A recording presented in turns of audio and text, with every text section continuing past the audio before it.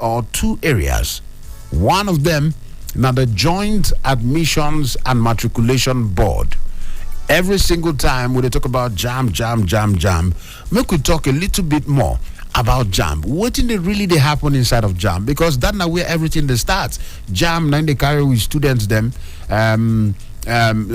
screen them before they enter inside tertiary institutions. Then from tertiary institutions, before they go become graduates, can start to the work.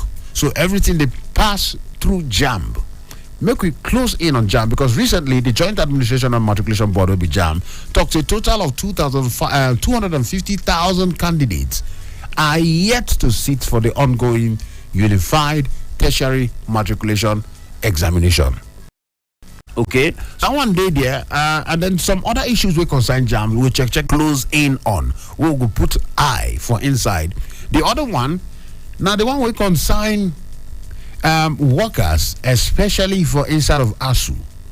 Now, recently, the federal government will announce 40% pay increase for federal workers. Then, but people don't talk, say, why lecturers say, some of the lecturers come out and said, the ginger, say, why? Then command them for inside of the matter. So many talk. All of these things, we could put eye for inside, make we understand. Make we look at these two agencies. Make we look at their high some other matters we consider education generally for inside the country in the last 8 years. How far, how well, how everything don't take a go. Okay, my name is Ezemmuo, and not only me go talk this matter, because when this matter, when you don't tick, when you don't choke, they say where Pikin they cry, they point hand. Pikin they cry, they point hand. If your mama no dey there, in papa fit dey there. Now make the point hand there, see they cry. Because I when they cry, it is see road. Then now why they look this matter, only me no fi carry the matter. Only me no fi carry the matter. And then we get somebody heavy inside of the studio to talk about Dr. Kasim Akinreti. He here.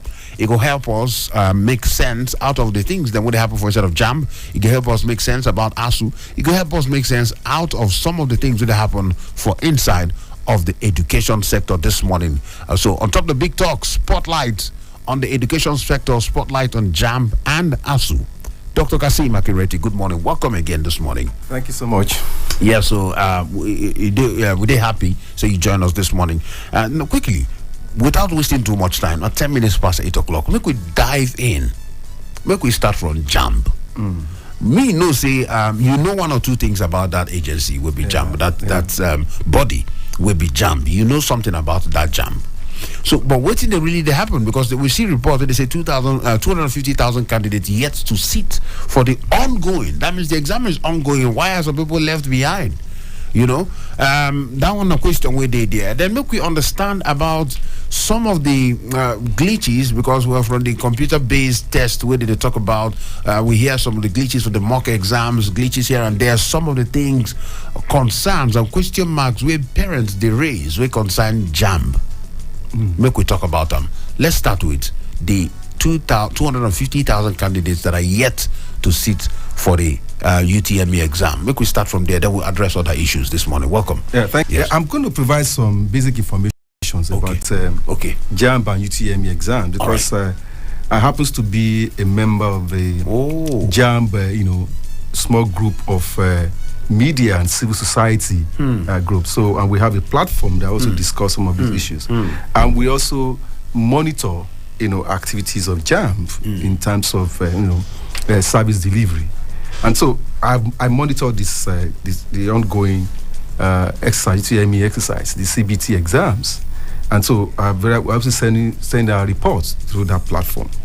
But one thing we need to understand is that Professor Oloyeji has changed, the landscape of JAMB in terms of using technology, to its utmost best, so that they can provide, good results, for the stakeholders, including the exercise.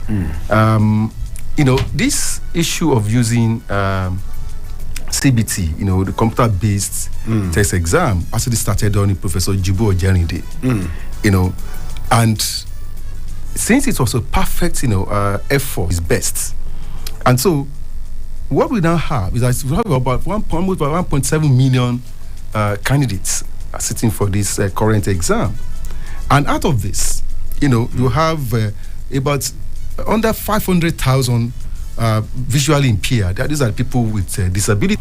So what is important is the integrity of UTME. And the integrity is quite unassailable from what we have seen now, because technology has been deployed in its best form to reduce malpractices, from candidates, and to also ensure there's what we call center clearing system, the admission clearing system, where you get admissions into the university or the polytechnic or the college of education. Okay. So I want to lay all these facts for people to so that we can understand about Nigerian problems. Our challenges are not insurmountable. We need courageous, sincere, and selfless people in leadership positions to tackle the problem. So he has provided the courage, he has provided the sincerity, and is giving selfless service to Nigerian people through JAMB. So you all know the remittances he was able to give compared to what we had before. He has been able to give 7.8 billion naira in 5 years into government coffers.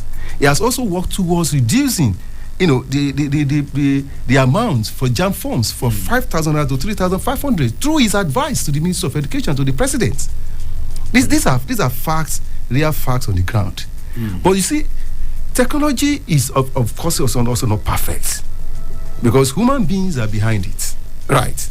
And so anything that has to do with technology, that could be, some glitches here and there. The remaining 100, if you have 250 in the center now, those 100, the result will not come out. Because there's no way the network can accommodate it at the same time. So that is why you are now going to attend to this group of people in batches. So because the centers I visited, I monitored, I noticed some of these issues, and I raised it, I flagged it up on the platform, and it was immediately addressed. That, look, gentlemen, don't worry, we'll attend to you, we are going to give. So not be like say problem day at all. No. It's just challenges with technology that comes on once in a while. It's been resolved.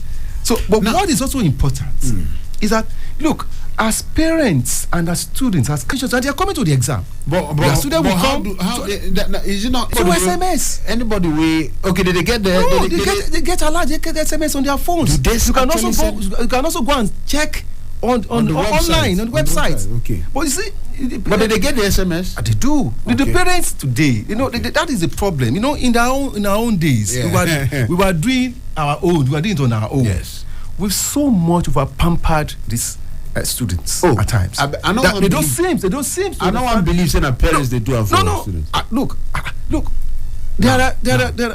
We do peer review at the end of every examination, UTME. Professor Ide will come along and bring all the stakeholders together and say, look, this is where we are. Right. This is where we are coming from. This is where we are. This is where we are going. And it will give instances of infractions committed by parents and candidates. Do you understand these things? And these are facts. And so as I monitored the exams, I also saw some of these things. You see, the more we spoon feed our children, right? It's not really too good for us in some cases. How could I asked a student, he was coming 2.5 hours after his own session to sit for an exam. I said, where have you been? He said, I didn't know the center. I was looking at it. I said, is it today that you're supposed to be looking for the center where you're going to write your exam? What have you been doing a week ago? I said, okay, in the worst scenario, are you saying you cannot find somewhere around his area probably where you can stay? And so, in the morning of the exam, and unfortunately for him, where the centers, there are no business centers around. So these are some of the things that we also need to take into consideration, because one thing that Professor Eri has been able to demystify, there is no what we call special centers again. There is no undue influence all those on the system. Mercenaries. No, those ones they are the thing of the past. Hmm. And so you just have to come and prove your mettle. Okay. All right, interesting. But then this jam matter, they move from jam. Yeah. Now it just like a transition right to enter inside university. Yes. Now make we pass from there. You don't talk about. We go still touch on jam. Yes. But make we pass from jam inside of university. Yes. That one will lead us into ASU. All right. All right. ASU. We're not going to talk about education for Nigeria. We will not go ASU. Yes. And then, like they always they talk, ASU and the word strike. Yes. Two of them, they don't use them together to a point where we say, if you say ASU, almost likely you must say strike. ASU strike. You don't like saying twins these days. All right. So make we talk about ASU and the issues around ASU. Earlier this morning, when they talk about the labor ministry, I don't know what they expected of the incoming government, the incoming labor minister, how we go do, make we stop some of these crises, some of these glitches where they happen. ASU and federal government face off, ASU and Ministry of Labor face off. Next thing, ASU go say down tools, we no go work again. Now, recently, they talk about the increment of maybe we'll go start from there before we go back to maybe we even start from the increment, the 40% increment where they talk about 40% increment for federal government workers, and then lecturers for universities were excluded. That will not be recipe for another ASU strike if the incoming government enter. No, not at all. You see, there are about 5 salary structure for federal civil servants. Right. And this 5 salary structure that we're talking about, one of them that is affected by this 40% increase has to come with those, I think, getting what they call consolidated salaries of consolidated salary structure. Right. Now, this group of people affects the 177 federal civil servants. But out of the two, almost about 140 or thereabouts are those that are even going to get this, 40%, because there are some agencies of government who also has consolidated salaries, consolidated allowances. Okay, make I understand this thing. So no, it's not for everybody. No. It's increment on allowances. On allowances for who? For federal civil servants. Yeah.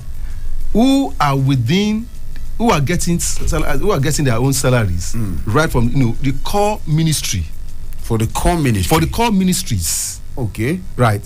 So and this has to do with what they call DT allowance, DT travel allowance. Okay. And basically, so before like lecturers and all. No. Because structure. Lecturers have their own structure. So they call it CONWA. Okay. Salary structure for the universities, and you have what they call contis for polytechnics and college of education. Two different things. The same thing, you have different salary structure for the armed forces. Do you understand it now? So you have to break some of these things down, and their peculiarities determines what the allowances will be at the end of the day. Okay, so this increment in allowances, no before. It's increment in allowances. No, not at all. Not for all of this. It's for core ministry, federal government, civil servants. Yes. But why the lecturers come outside? Because according by Vanguard newspaper, yes, the lecturers for inside of universities, then they vex. Yeah.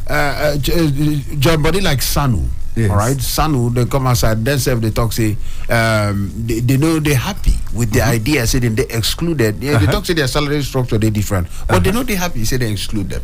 No, you see, the problem with, even in the universities, there are non-academic staff in the universities. And I think this is what I think, this is not my own area of purview. Yeah. That's why I decided to zero in on areas that has to do with core ministry, civil servants that are affected by this 40% increase in allowance. Allowances, not in salary. Not in salary. Okay. So we need to understand this. Understand this. And so what happens now is that even within the ministry, there are something called extra ministerial agencies who their salaries, their allowances are quite higher than the core civil servants in the ministry. People in EFCC, people in what they call in NIMASA, people in other agencies, their own allowances are quite different.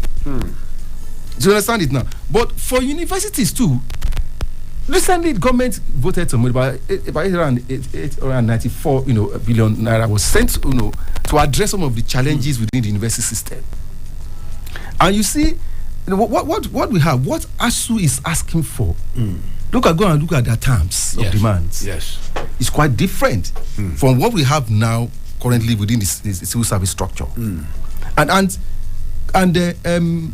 universities teachers are not part of IPs because they resist coming under that payment structure. Okay, do you understand it? So they have their own special structure where they are being paid. So these are the issues I think and the Minister of Labour, and also have the points. You should be able to call people together, call some of these stakeholders together, and explain this thing, the nitty-gritty to them, so that everybody will understand. Is it so? So the communication is extremely important. Communication. We need to break some of these things down to the people so that everybody understand. So you don't ordinarily just draw your emotion. You don't bring your emotion to the issue that some people are being paid, we are not being paid. Which category do you belong? This is extremely important, and the minister was clear on that when he was on his interview with China's television. Okay, Dr. Kasim, make we talk about quickly the incoming, because this particular administration see some of these unions they inside of the education sector. I beg, waiting with they expect from, or waiting they expected, or waiting the incoming Ministry of Labour under the administration of the incoming the administration of the president-elect, waiting with the expect for the Ministry of Labour, because many Nigerians don't want to see a continuation of ASU strike, a continuation of face-off, a continuation of protest among labor unions. Many Nigerians don't they tired, waiting they expected of the incoming Ministry of Labour under the incoming is to get a technocrat as a Minister of Labour, not a politician. That's within the area. No, just someone who understands the establishment, the system, the institutions, so that he can be able to break some of these things down to the people and then to the president himself. And that's one thing about him. He gathered people together to give advice on issues. I told you before, when he was in Lagos, when I was also a reporter there, how I was able to unravel some of the challenges of labor in Lagos. Getting people who understands this system to give you advice on how you are going to tackle these challenges. That I think the president-elect will need to do. Someone like Ezemmuo, because I'm asking whether you get anybody from I'm just telling you. For me, I don't have the prerogative to give in to suggest anyone. But I'm just telling you, people that could be within that, within the orbit, that could be able to look straight into your eyes and tell you the truth about labor relations. Yes. Adams Oshiomhole is another former president NLC. Yes. You can have that. And you can have retired permanent secretaries who are extremely good. Put them together and let them tinker with all these issues of the civil service, salary structures, and the rest. And then involve the people in the informal sector of the economy. Because each time we talk about salaries and other allowances, we are talking about the public sector. Yes, the public sector. Because we have been the go there. We actually so we need also, that is why you need to be people from NECA. Yes. Into the bargain for them to also discuss appropriately and chart a way forward for other employers of labor. No, look, this country does not lack people with intellect, people who are savvy in all areas of human endeavors. They are there. So what you need to do, get someone who is courageous, someone who is sincere, and someone who is selfless to deliver for you. That is my advice to the president-elect on the issue of labor relations. On the issue of labor relations, somebody with the selfless, somebody with the... And you don't even give us some tips Now, but make we move ahead, talking about some of the other issues we concern the education sector. We don't talk about, if you talk about education sector, first we go come in mind a strike. Strike, we don't address them. Now, but make we talk about the issue of the quality or the content of what did happen, because this crisis really happened when they say Nigerian students stranded in Sudan. People can't raise the question of why would Nigerians, yes, I know, so you don't mention them earlier, say anybody can go anywhere to study. It's all right. But there's also the argument of if somebody is going somewhere, it means that place probably fit there better past waiting you get. That's not why they go there. So waiting where they needed for our education sector, because this question, so you come like say Nigerians they travel, the issue of brain drain, Nigerians they travel, go UK, go study, go everywhere, go study, Harma, go Sudan, go study. Waiting, how far? Let's talk about the content or the quality of education where they come out from inside of Nigeria. Waiting they needed. Look, my brother. Yes. The quality and content of education in Nigeria is at the top notch. I'm telling you, because I'm a journalist and I'm an academic. And that's why in my preamble I talk about people that are courageous. People that are sincere and selfless. Yes. We still have them in this system in Nigeria. You understand it now? Yes. So if Professor Oloyede is a product of the university system in this country, isn't it? Yes, and he's doing well. Right. So what you need to, he has gone through that former system where the content and the quality was exceptional. And that is why you take a Nigerian student out of here to anywhere, it will shine. Even at the basic education level, if there's an opportunity for a Nigerian to travel out of this country, it will excel. That's to tell you that the content and the quality at home is good. But the reality is that with one or two people, people just want a shortcut. And there's no shortcut anywhere to anything, to anywhere. so that is it. So people have the inalienable right to go to anywhere for their education. You can't stop them. It's not about quality, it's not about content. It's the desire of the parents of what they want. Another thing, as if we should also but that desire not they influenced by, okay, let's go and give you better education there. Let's go to Sudan, go and get better education. No. Don't let us run away with an erroneous belief. There is I'm saying quality or content education in Sudan. No. Yes. No. Let's us get it right. You have a choice of where you want to go to and where you want to go there if you have the money. No one can stop you. Even in Nigeria, we have some private universities that are top notch. I'm a product of Babcock University. I'm not advertising Babcock on air here. But the reality of the quality and content of education I got from Babcock, it's extraordinary for me. The content of education you are going to get for Afe Babalola is a top notch. And the same thing in federal universities in Nigeria. I'm a product of the University of Ibadan. And I can tell you the content and the quality of education I got from the University of Ibadan helps me to where I am today.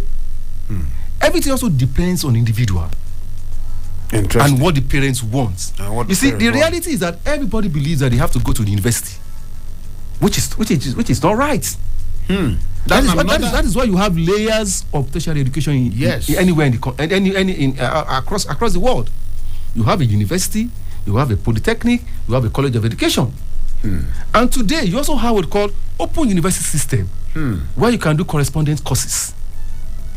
So the argument that everybody has to be subsume themselves into public university doesn't happen any longer, because you have private universities. So once you have your money, you go where you want to go to.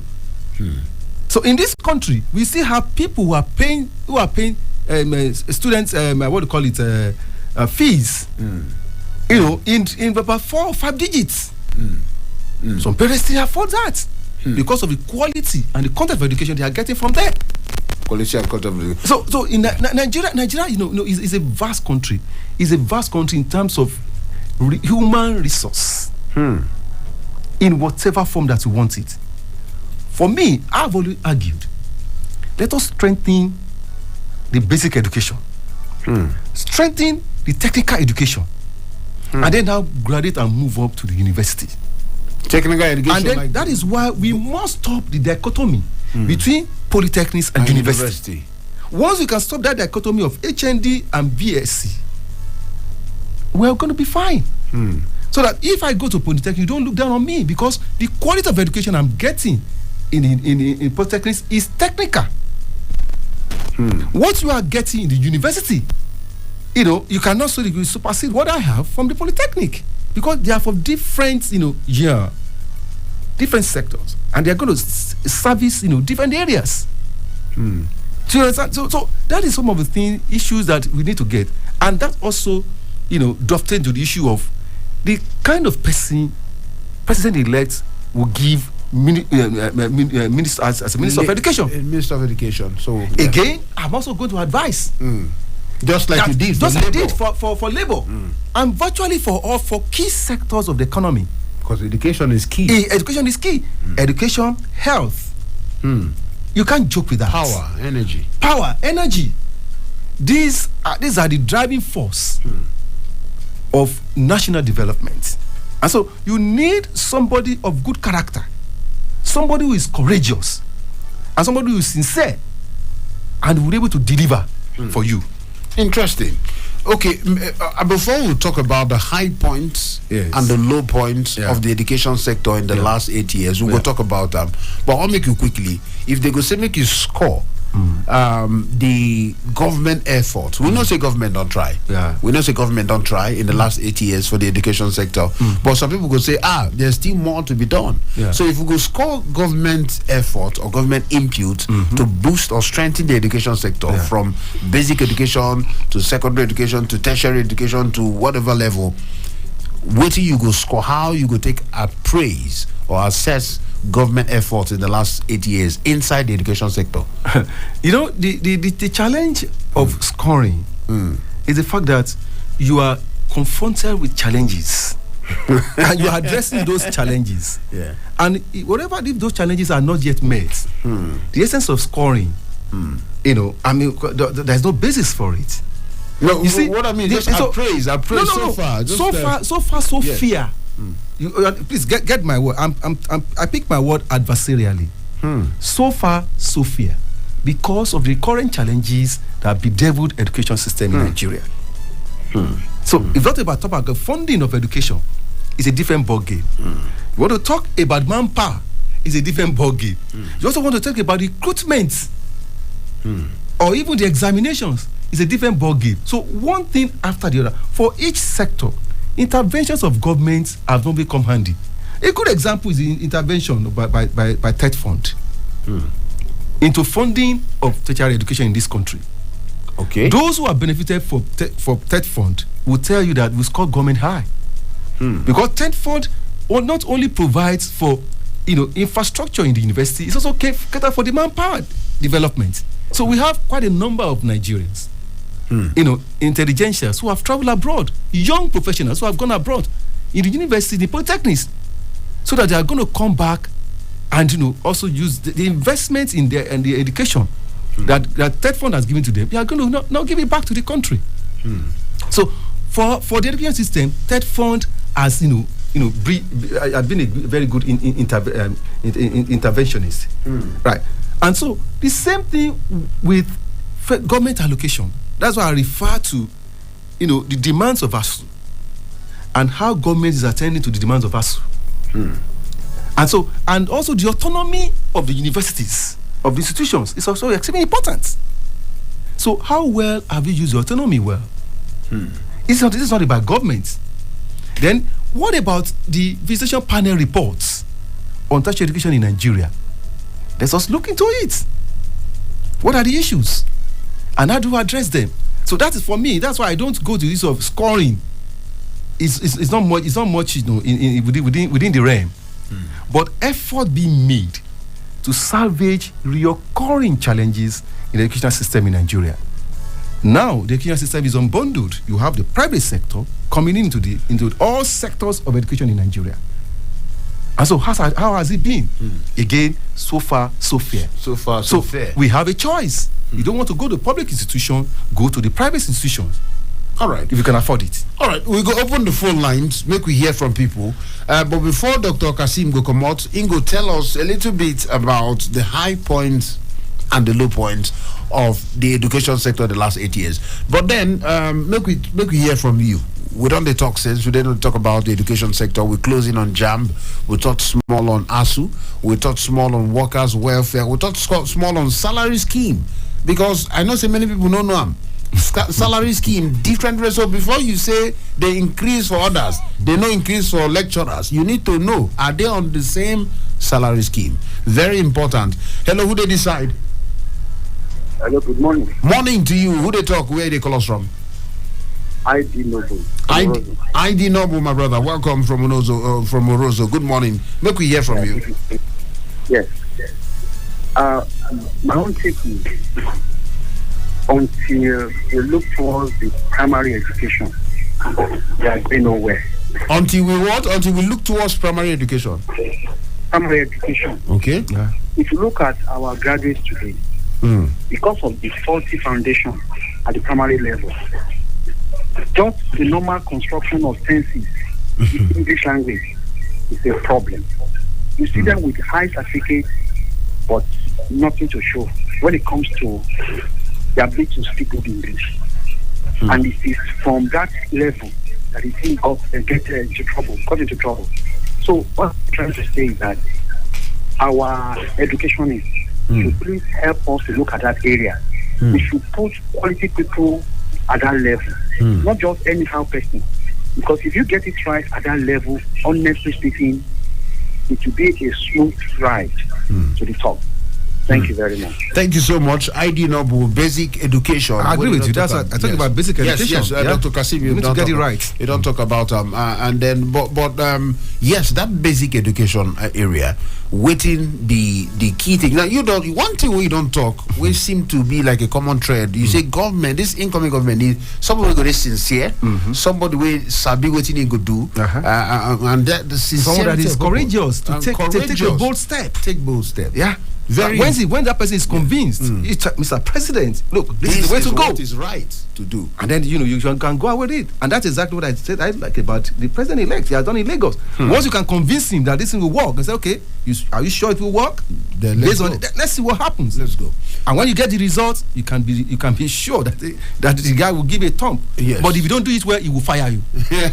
That's one thing about him. Now talking about him, talking about the president-elect. I see this information book where somebody write a book. They say the name of the book.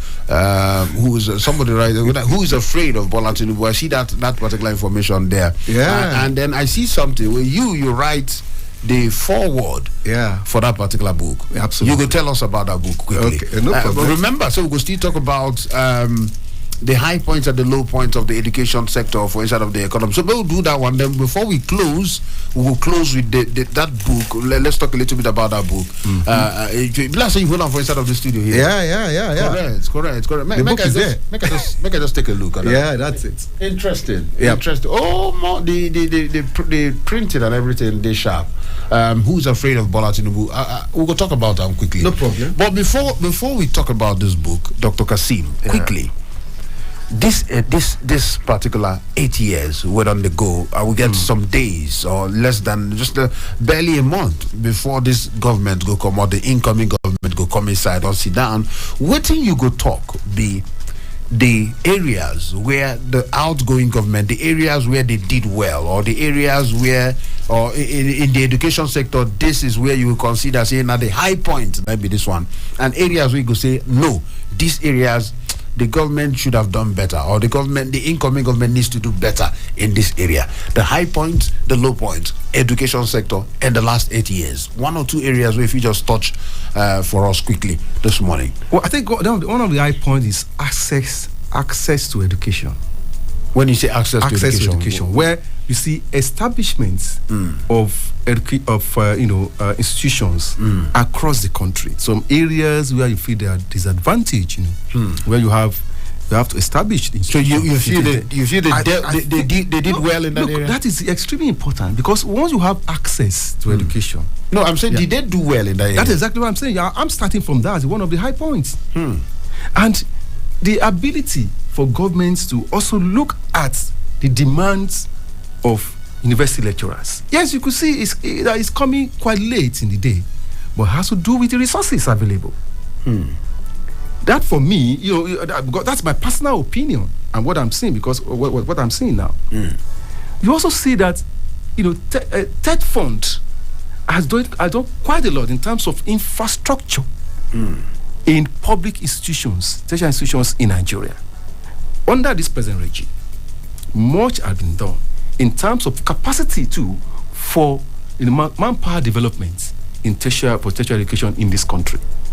Now, the other side we could talk about, which the other side has to do with the funding, the resources available to cater for public, to make more public institutions extremely more functional.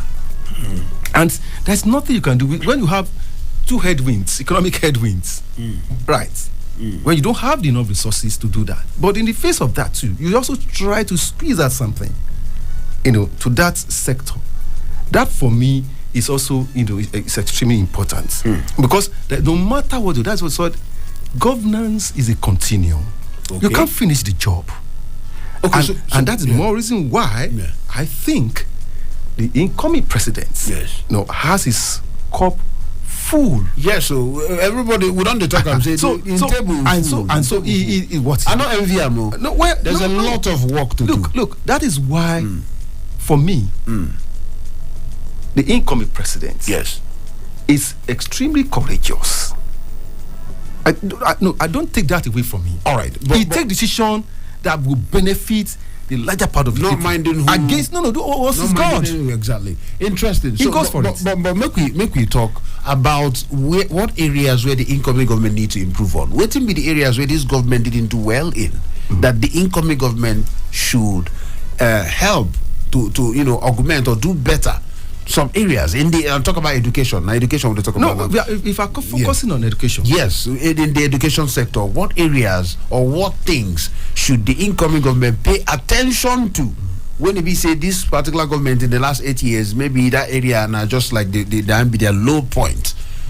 Which area you feel say this incoming government need to pay attention to for education? What I want the incoming president to do in terms of education, is to improve on what is on ground. In terms of funding for basic education, which includes the primary and secondary education, it's extremely important.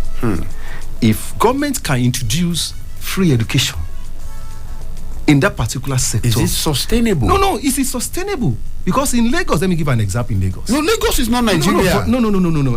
That's just the basis for it. Okay, the payment of WAEC fees started under Tinubu when he was in Lagos, and it cascades all through, and you can see that virtually most of the state governments are doing it now. That is very important because it gives the poor that yes, I have access to education, then I also have opportunity to also move up. But once you sort out basic education, that is fine for us, and that's also what happens abroad. Basic education is free. So I want to go to put priority. Right. Then it must encourage the private sector. Those who have the person that come into the education system, we need to encourage them. And then we also need to regulate them well. Regulation, not about money, not about what they are getting from the people who are paying. No. The quality and content of education is extremely important. That's why I asked about content earlier on. Yeah, Would that be why Nigerians are leaving? No, there must be an improvement. Because the reality is that if you are paying $6,500 for a student who have gone to Sudan, for example, why don't you go and pay the same thing in Nile University? I'm not advertising here, or probably Bayes University, or Babcock University, or Elizabeth University, all those private universities in Nigeria. Because if you look at it, if you look at the exchange rates, you find that it's almost the same.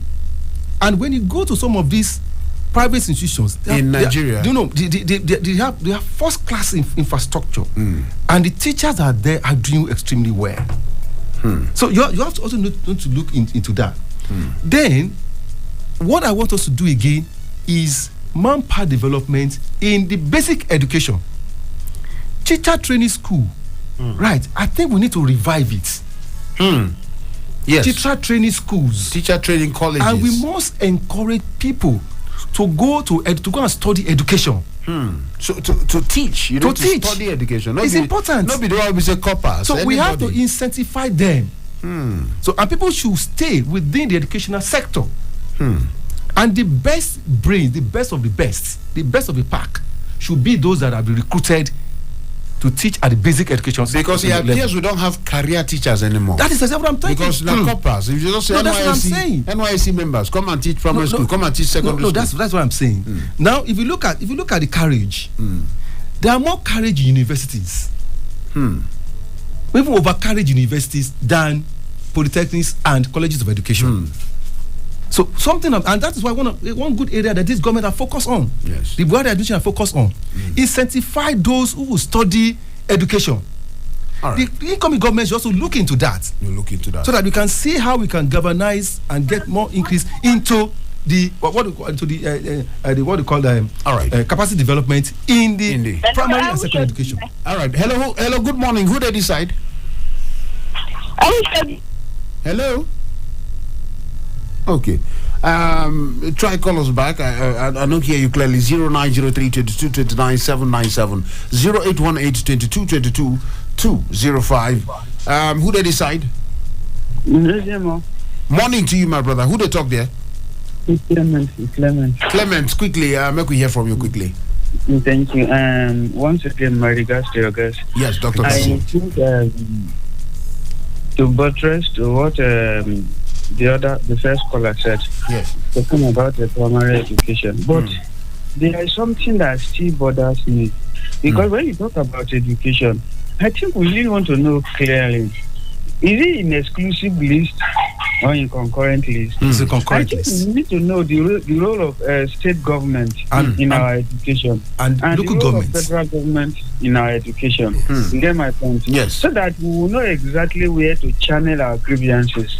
Because if we put the whole load on the center, like the federal government should do everything, sometimes I feel that we are not really fair with the federal government. You get my point? Yes. And another thing again, see, you know that in the aspect of, like, if I wanted to say this thing now, like between Hausa, Yoruba, Igbo, every tribe have their area of their strength. You get my point?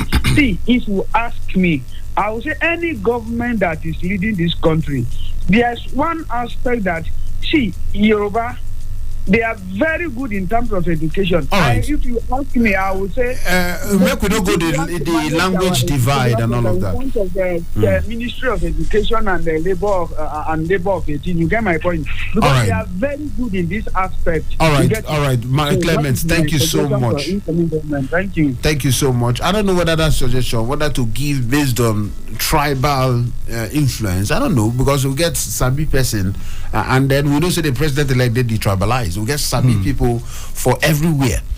So that angle, I don't know how would they see it. All right, we'll not get a lot of time. 8 minutes before 9 o'clock.